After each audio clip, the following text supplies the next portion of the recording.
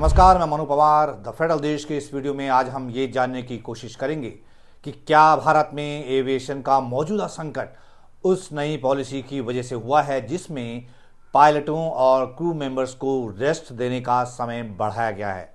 क्या देश की सबसे बड़ी एयरलाइन कंपनी इंडिगो में स्टाफ की कमी इस संकट की वजह है या असली वजह कुछ और है। जब हम इसकी पड़ताल करते हैं तो पता चलता है कि एयरलाइन मार्केट पर इंडिगो के एकाधिकार, जिसे अंग्रेजी में मोनोपोली कहते हैं, उसने बहुत सी चीजें गड़बड़ की हैं।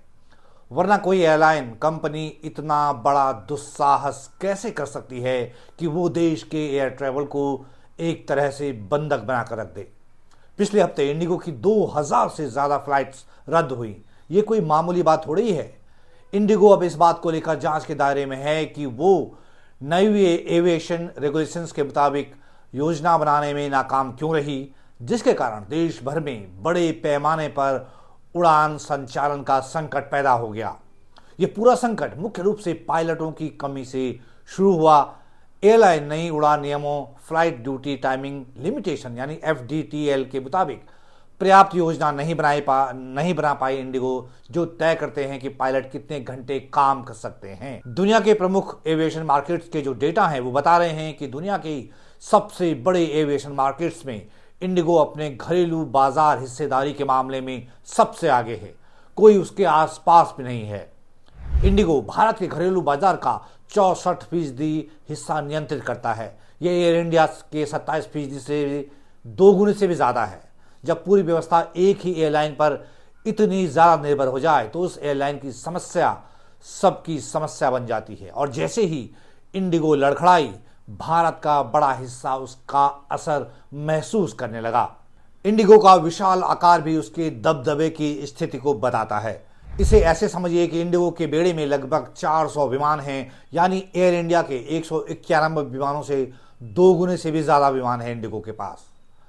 पिछले एक साल में इंडिगो ने 6,80,000 ज्यादा घरेलू उड़ानें ऑपरेट की, जबकि एयर इंडिया ने 1,50,000 से कम उड़ानें भरी। यात्रियों की बात करें तो इंडिगो ने 10 करोड़ से ज्यादा यात्रियों को फ्लाई करवाया, जबकि एयर इंडिया ने सिर्फ 2 करोड़ से थोड़े ही ज्यादा लोगों को। यानी इंडिगो में होने वाली हर देरी बाकी एयरलाइंस की तुलना में कहीं ज्यादा यात्रियों को और बहुत जल्दी प्रभावित करती है। दूसरे देशों की एयरलाइंस के आंकड़ों से तुलना करें तो पता चलता है कि दुनिया में कोई भी प्रमुख एयरलाइन अपने घरेलू बाजार पर इंडिगो जितना नियंत्रण नहीं रखती। इंडिगो तो भारतीय एविएशन सेक्टर की बादशाह बन बैठी है। Britain based company OAG aviation world wide का एक और डेटा है और उसका विश्लेषण दुनिया के सबसे बड़े विमानन बाजार पर केंद्रित है। वे बाजार जिनमें सालाना 20 करोड़ से ज्यादा यात्री यात्रा करते हैं। इसका मकसद यह समझना है कि प्रमुख एयरलाइंस कितनी प्रभुत्वशाली हैं। भारत का एविएशन मार्केट तकनीकी रूप से पूरी तरह से डुओपोली नहीं है, मतलब उसमें 2 कंपनियों का दबदबा नहीं है, लेकिन इंडिगो और एयर इंडिया, जिसमें कि उसकी low cost unit air India express भी शामिल है, ये मिलकर घरेलू बाजार का लगभग 92% हिस्सा कंट्रोल करते हैं। इसलिए व्यवहार में ये डुओपोली जैसा काम करने लगा है। एयरलाइन डुओपोली कुछ देशों में मौजूद है, जैसे ऑस्ट्रेलिया और कनाडा में। यहां तक कि चीन, जो कि दुनिया का दूसरा सबसे ज्यादा आबादी वाला देश है, वहां भी 3 सरकारी एयरलाइंस हैं और कई अन्य प्राइवेट कंपनियां भी मौजूद हैं। एयर कनाडा और वेस्ट जेट भी कनाडा में एक तरह की डुओपोली में काम करती हैं, जहां इनकी घरेलू बाजार हिस्सेदारी क्रमशः 43% और 30% है। ऑस्ट्रेलिया में क्वांटस एयरलाइंस 37.5% भागीदारी के साथ और वर्जिन ऑस्ट्रेलिया 34% हिस्सेदारी के साथ मिलकर घरेलू बाजार का 72% से ज्यादा कंट्रोल करती है, जबकि जेट स्टार अतिरिक्त 26% को जोड़ता है। इसका मतलब है कि लगभग पूरा बाजार कुछ ही बड़ी एयरलाइनों के हाथ में है, जिससे यह प्रभावी रूप से एक ओलिगोपोली बन जाता है। मध्य पूर्व में या कहें तो पश्चिम एशिया का आसमान 2 दिग्गज कंपनियों के कब्जे में है। एमिरेट्स अकेले लगभग आधा बाजार कंट्रोल करती है, जबकि एतिहाद भी 16% का महत्वपूर्ण हिस्सा जोड़ती है।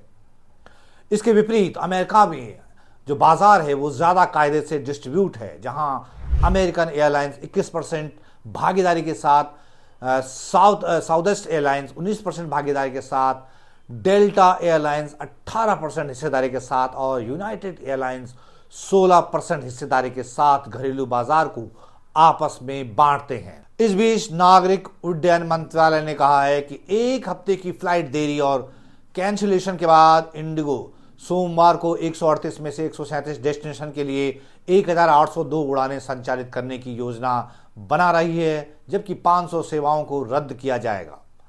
मंत्रालय ने यह भी बताया कि एयरलाइन अब तक 4500 फंसे हुए बैग यात्रियों तक पहुंचा चुकी है और अगले 36 घंटों में शेष 4500 बैग लौटाने का टारगेट उसने रखा हुआ है।